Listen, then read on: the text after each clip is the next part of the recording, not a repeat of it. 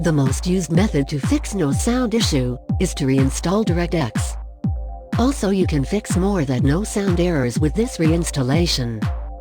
You have download link in video description. Good luck. And please subscribe. What you see now, it is my folder where I have already downloaded directs from video description.